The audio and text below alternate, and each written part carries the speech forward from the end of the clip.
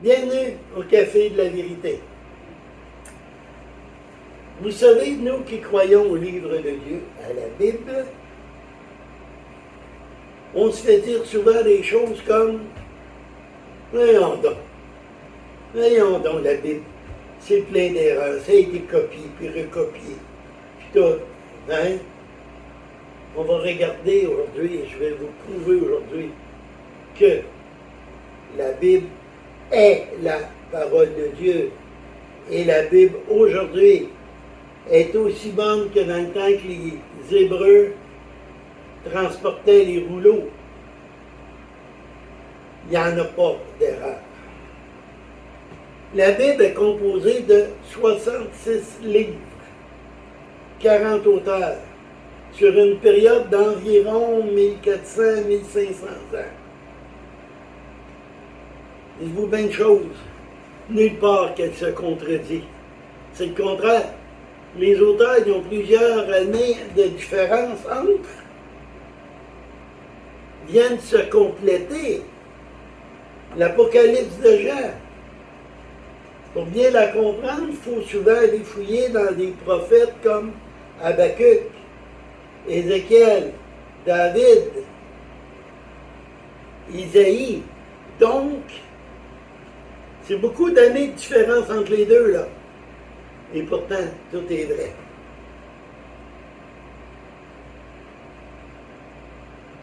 Les auteurs étaient différents aussi dans le sens que, exemple, Pierre était un pécheur. Luc, c'était un médecin. Donc, un gars qui avait beaucoup de connaissances.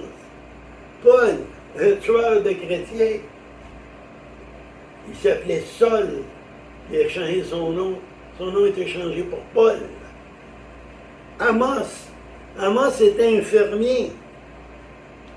Asaph était un musicien.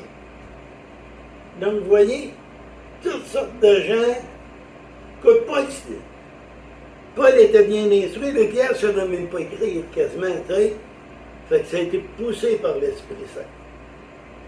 Il se divise en deux parties, l'Ancien et le Nouveau. Comme je disais tantôt, ce qui est dans le Nouveau est caché dans l'Ancien. Et ce qui est dans l'Ancien nous aide à comprendre le Nouveau. Le mot testament voulait dire alliance. Maintenant, nous sommes sous une nouvelle alliance. Nous sommes sous l'alliance de Jésus-Christ qui est venu mourir. Nous sommes sous la grâce. Dans l'Ancien Testament, il était sur l'alliance faite avec Moïse. Donc, l'alliance, l'ancienne et la nouvelle. Dans 2 Timothée 3,16, ça nous dit « Toute écriture est inspirée de Dieu et utile à enseigner, pour convaincre, pour corriger, pour instruire dans la justice. » La Bible, elle a été inspirée par l'Esprit Saint. C'est l'Esprit Saint qui a inspiré les auteurs. Si vous voulez des preuves aujourd'hui que la Bible est vraiment exacte, beaucoup d'archéologues fouillent les Écritures pour leurs recherches. Un bel exemple, la ville de Ninive. Tout le monde connaît, là, Jonas dans le gros poisson dans la baleine, là. Dieu avait dit à Jonas, tu vas aller à Ninive, tu vas leur dire de se repentir, sinon je vais détruire la ville. Et Ninive était si horrible que Jonas, l'homme de Dieu, a eu peur, puis il s'est sauvé au lieu d'aller là. Et Dieu l'a ramené. Et grâce à son enseignement, Ninive a été sauvée. Mais dans les années, Ninive a été perdue. La ville de Ninive n'existait plus. Beaucoup disaient c'est un conte, c'est pas vrai. Mais en 1847, Ninive a été retrouvée. Ninive a existé 612 ans avant Jésus-Christ. Ils ont retrouvé Ninive. Ponce Pilate. Il y en a qui disaient, c'est pas vrai, Ponce Pilate, il n'a jamais existé. En 1940, il y a une pierre qui a été retrouvée, et dessus la pierre, c'était écrit Ponce Pilate, gouverneur de la Judée. Ponce Pilate, hein? On sait ce qu'il est dans le Nouveau Testament, dans les 4 évangiles, vous allez le voir. Maintenant, on sait que les Juifs ont été dispersés à travers le monde. Et Dieu a dit, dans les derniers temps, je vais les ramener sur leur terre. Dans Isaïe 11,14, Isaïe 11,14, ça c'est entre 600 et 700 ans avant Jésus-Christ. Les Juifs sont revenus dans leur terre dans les années 47-48. Dans Isaïe, écoutez, là, on est 600 ans à 700 ans avant Jésus-Christ. Isaïe 14 nous dit que le retour des Juifs va se faire en volant et qu'ils vont passer par-dessus l'épaule des Philistins. D'après moi, là, 600 ans avant Jésus-Christ, les seules choses qui volaient, c'était les oiseaux et certains moustiques. Hein? Il n'y avait pas d'autre chose qui volaient. Et c'est bien ce qui est arrivé. Le seul aéroport qui pouvait les recevoir, fallait qu'il longe la mer, puis qu'il passe par-dessus une chaîne de collines qui s'appelle l'épaule des Philistins. Donc, ceci s'est réalisé dans les années 1948 et ça a été prédit entre 6 et 700 ans avant Jésus-Christ. La parole de Dieu est exacte. La Bible donne des instructions. Romains 15,4. Car toutes les choses qui ont été écrites auparavant ont été écrites pour les instructions, afin que, par la patience, par la consolation des Écritures, nous ayons l'espérance. Ça ici, là, quand vous achetez un auto, vous achetez un appareil électroménager, tout ça, vous recevez un livre, puis il y a des instructions qui vous disent comment l'appareil fonctionne, comment l'entretenir. La Bible est notre livre d'instruction. 2 Pierre 1,19. Et nous avons la parole prophétique, rendue plus ferme, à laquelle vous faites bien d'être attentif, comme une lampe qui brille dans un lieu obscur, jusqu'à ce que le jour ait commencé à luire et que l'étoile du matin soit levée dans vos cœurs. Au verset 20, sachant ceci, premièrement, qu'aucune prophétie de l'Écriture ne s'interprète d'elle-même. Et cela, la prophétie n'est jamais venue par la volonté de l'homme, mais du Saint-Esprit, de l'Esprit de Dieu. C'est Dieu qui nous a parlé, étant poussé par l'Esprit.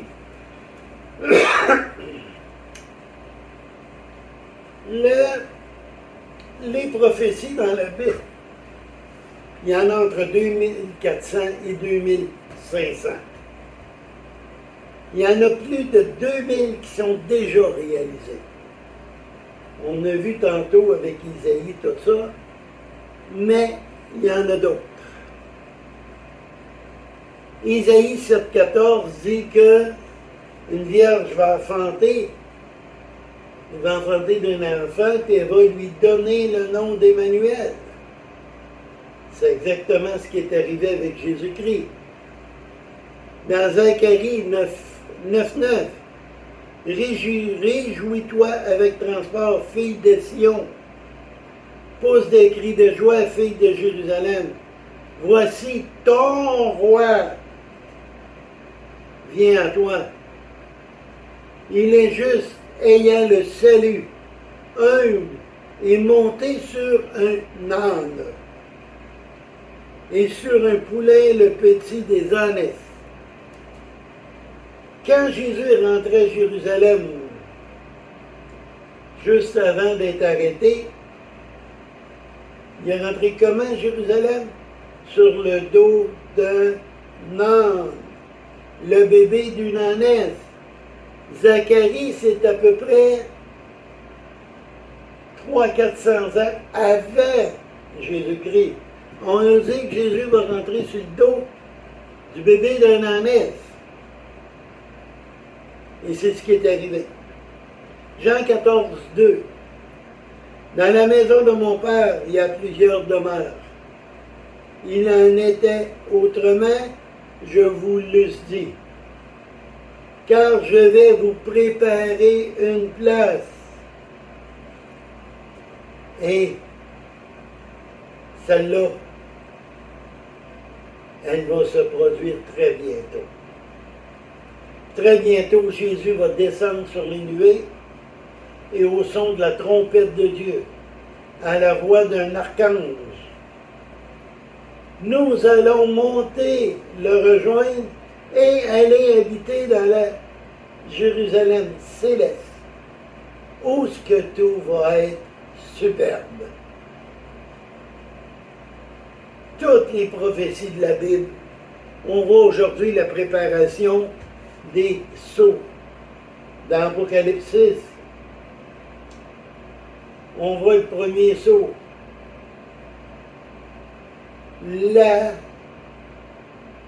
L'implantation d'un gouvernement mondial. Le deuxième sceau, la guerre. On n'a jamais été aussi proche de la Troisième Guerre mondiale que nous sommes là. À tous les jours, il y a des déplacements d'armes, d'armées, tout ça qui se font. Ils se préparent. La famine. Il y a bien des pays, là, ils ont de la misère à prendre un repas par jour maintenant. Les prix sont rendus, j'écoutais de quoi hier, les prix sont tellement rendus chers que dans ce pays-là, une pellette de chocolat équivaut à un mois de travail pour une personne. C'est la famine. Et ce n'est que le début. Ils vont, un autre exemple, nous voyons très très bien qu'ils sont tous en train de tout préparer pour enlever l'argent papier et mettre seulement l'argent numérique. Apocalypse 13, verset 16. Nul ne pourra acheter ou vendre sans voir la marque de la bête. Donc, il va avoir un contrôle total. Mais Dieu nous a promis une chose, c'est que Jésus, 7 ans après l'enlèvement des croyants, Jésus va revenir et va libérer. Il va libérer son peuple. La Bible est un travail entre Dieu et les hommes. C'est pour ça que Dieu aurait pu envoyer un livre, bang, tu sais, c'est tout magique, là. Non, non. Il a dit, non, c'est vous autres qui allez l'écrire. Moi, je vais vous donner l'inspiration. Donc, la parole de Dieu est un message très puissant. Si vous reconnaissez la parole, si vous reconnaissez que Jésus est mort, crucifié, pour moi, pour toi, et qu'à cause de cela, tu peux être pardonné de tes péchés, alors tu seras sauvé. C'est ce qu'elle m'enseigne. Et si elle m'enseigne, avec toutes les preuves que j'ai, donc c'est vrai. Ça me dit qu'il y a un seul médiateur entre Dieu et les hommes, un homme, Jésus. Arrêtez de prier les saints, les morts, puis Marie. Ils sont morts. Ils ne sont pas médiateurs entre le Père et nous. seul Jésus. Donc, repentez-vous, demandez pardon à Dieu. Demandez à Dieu, remerciez-le pour son Fils. Croyez et vous serez sauvés. Sur cela, que le Seigneur vous bénisse et bonne réflexion. Merci.